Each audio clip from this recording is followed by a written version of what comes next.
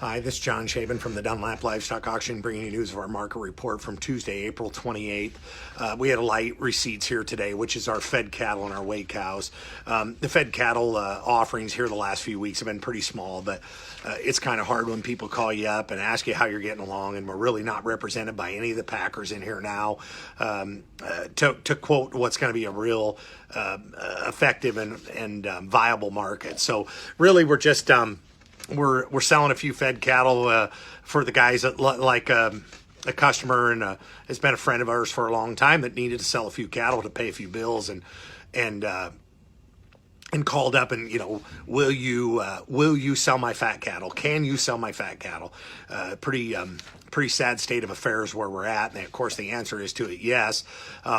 I'm glad he didn't ask, will you do a really good job at it, because it's pretty hard to do that under a market like now. But kind of 95 and a half was kind of the best we could muster up there yesterday. And but I'm happy if you need to pay some bills and you have a few fat cattle to sell. Just like always, you can come in here and sell them and walk into the office and get your check and get those bills paid. So we're glad we can offer that up. The weigh cow trade was better.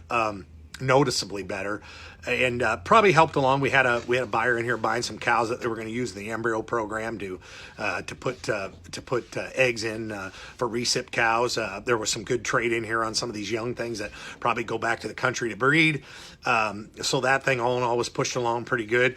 No doubt the demand for lean ground beef right now is high. And I suppose as we get a little more fat in the marketplace, we're carrying these cattle a little too longer as they're backing up. We are going to see that demand. As long as those plants stay open, as long as they function the way they're supposed to, I think our weigh cow thing will probably be pretty decent through this whole deal. As numbers get a little shorter and probably ground beef demand remains high. I've always said when times get tough or people, you feel a little tough, ground beef is the staple to go back to. And so I feel pretty good about that. I was in a retail meat market in the city yesterday afternoon, and meat counter has been ravished. Little pork there, and not a lot of beef. They were actually grinding up, making more ground beef as I was standing there watching the meat counter as they were out. It was empty. Prices real quick, if you haven't been around or don't want to go there, their ground beef was priced at $3.49 a pound, and I actually purchased a choice full ribeye loin, 16-pound loin. That was $7.49 a pound. I thought pretty respectable prices with these cutouts shooting through the roof. Probably hard to imagine that retail price of meat isn't going to go up here pretty soon in the short term as we run into all the problems with the packers keeping those plants open. I think we always get a little disheartened when we hear, that we're short of, we're short supply. And as producers, we just know that's ludicrous. But from a production standpoint or a meat standpoint, as long as these plants are not operating at full capacity, that is a threat to the retail market price, to the retail marketplace, that they're going to be short product, which of course then is going to shoot that cutout through the roof like we're going through right now. So probably if we can get these plants all back online, get to processing more cattle and everything else, the cutouts probably come down probably significantly to reflect more product hitting that supply side of the chain. And because when you look at the disparity, obviously between live market, if you can actually find one, and the cutout levels are astronomically high. A couple of quick things about upcoming auctions on this Friday, which is May 1st. We are at that place, and that's at least exciting from a time of the year and watching all these planters getting everything put in the ground. We could have a couple thousand feeders here on Friday, representing the gamut from outstanding cattle that'll be green enough to go to grass that weigh 500, 600, 700 pounds for cattle that'll grass, some outstanding feed yard cattle, some 7 to 9 weight steers and heifers. And that sale starts at 10:30 as always on Friday. And if you're needing some feeder cattle, we'd sure ask you to maybe try to attend, or if that doesn't work for you, we'll also be on the internet, or we can hook you up with any of the many order buyers that will be in attendance. So we're excited about that auction. Next Wednesday, May 6th, cow and bull special leading off with Hood Charolais. Folks, you need a good Charolais bull. You want to put pounds on your calf crop. You want to do it right. Hoods do a super good job. And they're sickening promoters of this industry. They're running one of those great local lockers that we're happy to have out here, Lorville Locker. And I tell you to give them a call to try to get something processed, but I think that's getting about impossible. They're so darn busy all the time anyway, and a lot of orders through this mess to get it done. But they do a really, really good job. And we're going to sell Charolais bulls for them. They understand the beef side of this equation, the meat side and what it does, and they raise really, really good cattle. So at 11 o'clock, we'll be selling those Charolais bulls. They'll have a short 20 of them. You'll really like them. We sell a lot of good calves out of them. Then we're going to go into a cow special that's outstanding. Sulzberger's got 80 of them first calf heifers. They'll be Montana origin. They breed them, put them through their whole program, their culling procedure. They're gentle. They're cookie cutter good.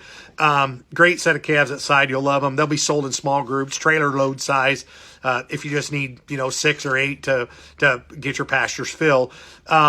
There's 40 first calf heifers from another gentleman that are all red Angus. There's a dispersal of 50 red Angus cows with big 2-month-old calves at side. Back to that recip thing or something. If you were looking for a set of really good the cows that have not been bred back yet but have good big old calves at side, these would be a nice set of pairs for that.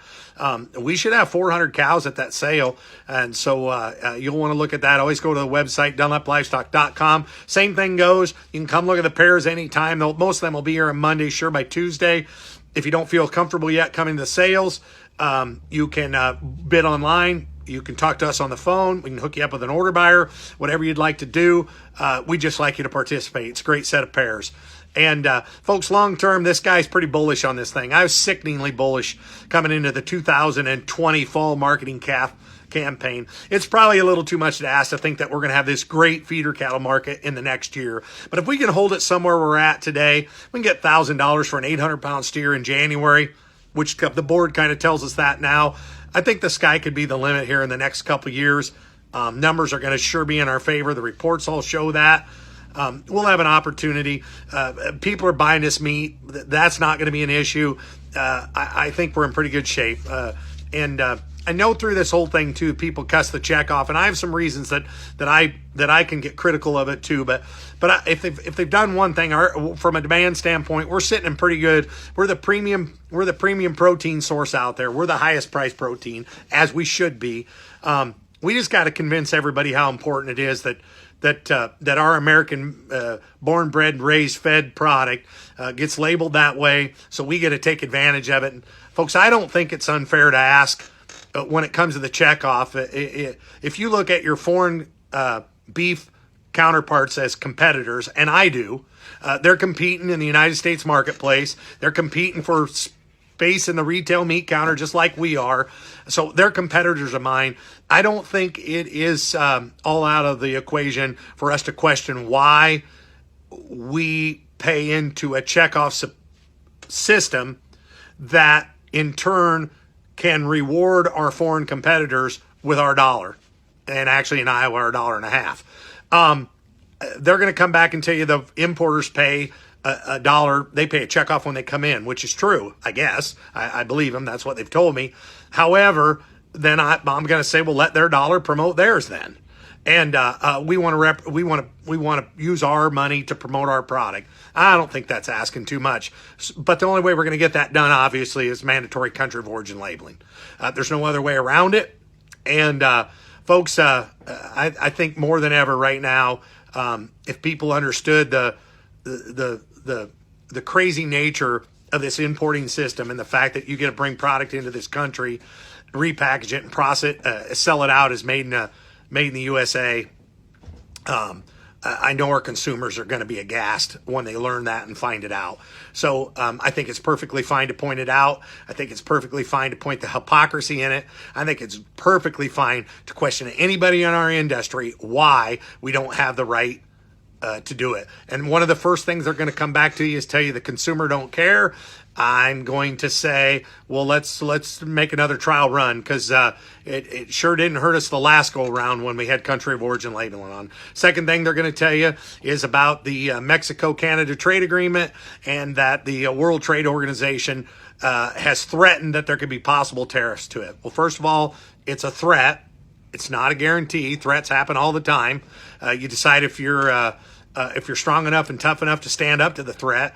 The retaliatory tariffs are somewhere in $1 billion or $2 billion range. Why don't you see what we're losing out every day to what it costs us with our imports coming in and not being able to label our product accordingly, and the $1 to $2 billion potential tariff would be peanuts.